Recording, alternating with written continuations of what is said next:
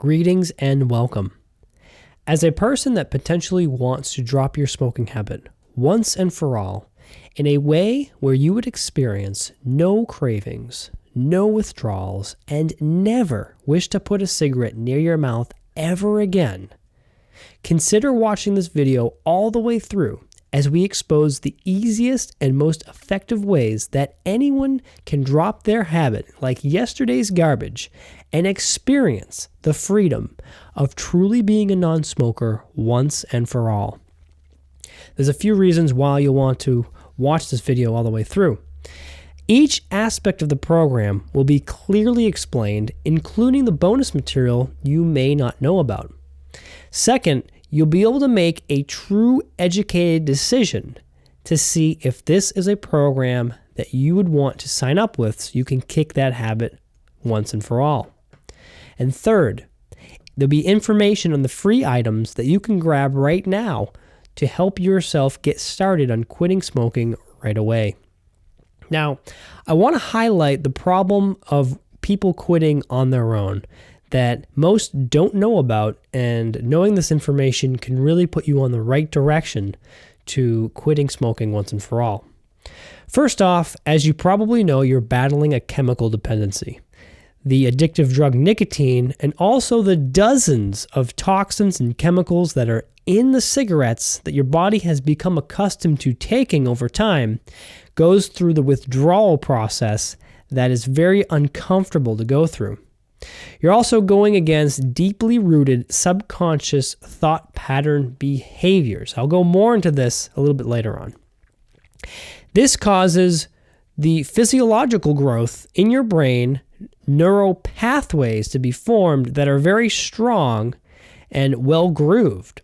And when you have well-grooved neural pathways, like in a habitual form, that you try to stop using, it sends out a chemical rush, endorphins, into your blood system, which gives you a crave to want to continue that pattern of thought, whether it's smoking or anything else. This is a method for the brain to keep people having solid personalities so we don't change every 5 minutes. Now, these have been developed over the amount of years you've been smoking. I don't know how long that has been for you, but for most people to quit cold turkey or quit within a week is truly unrealistic on your own unless you have and know of real methods that work. And quitting on your own, you have a lack of motivation of support.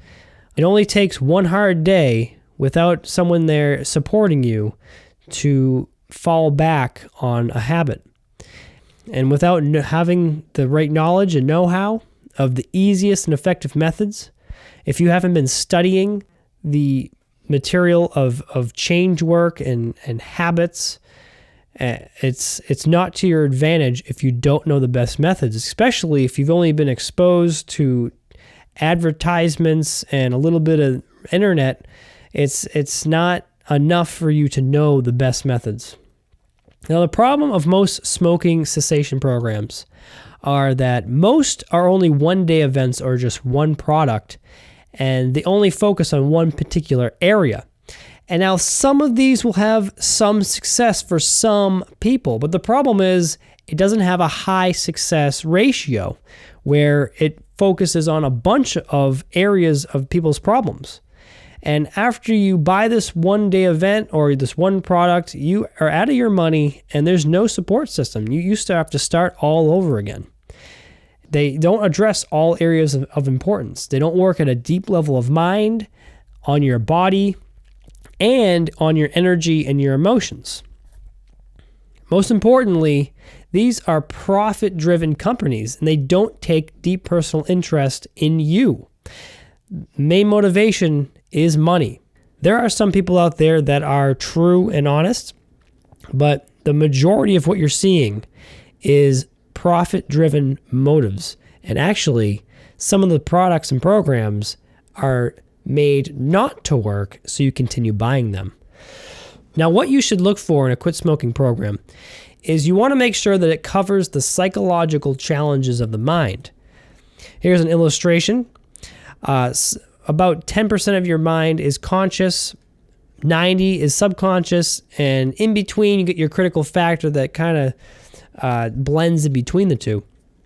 And when you have a habitual pattern, that runs in your subconscious mind, which is a momentum of thought that is virtually impossible for some people to go against. And the only way you can alter these subconscious thought pattern behaviors is to get past the critical factor, which is that part of your mind that keeps you from believing everything you hear. Like if I were to tell you the computer you're watching is floating, your critical factor says, no, it's not floating. It's sitting on the desk, or it's just as it was.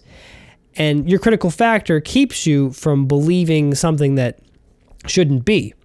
Now, unless you can get past your critical factor and believe a program like I am a non-smoker, your subconscious and your critical factor is going to say, no, you smoked 10 minutes ago. No, you are a smoker. Now, unless you have a method that can get past the critical factor into the subconscious mind, you can insert any belief that you want, such as I am a non-smoker. You think like one, you act like one, you are a non-smoker when you have the right methods. Now, it must address the physical body. The drugs that you take, through the cigarette, through pills, and other forms, they get stored in the fat cells in the body. And anytime you have a stressful event or hard physical exercise where you sweat, these drugs are released into the system in minute amounts. That gives you just a little bit of a taste that you're unaware of, but it gives you a craving to want more. This is just like if you would have a small bit of cake or just one potato chip, you're going to want more. And this is the same idea here. 70% of your brain is fat cells, which really rules your behavior when you have those toxins and those drugs going through your bloodstream and in your fat cells. You're also going to want to enhance the healing process of your mouth and your throat, and especially your lungs, and clear your lungs out. Most programs don't focus on these aspects of the body. The program should also work with the emotions, the tipping point of your behavior. When you go through a situation that is hard on your third week of quitting, it's very easy for people to cave in. And unless you can handle your emotions in a real way, this is where people really lose it. And any type of change work should run a minimum of 30 days to accomplish real lasting change, to have a high success rate for many different types of people. You should be engaged and stimulated throughout the entire process. Now, to go through an entire 30 days or an entire program, it is to your advantage to be engaged and stimulated and involved so you can go through the entire program. Now, allow me to share with you the most comprehensive quit smoking program of its kind.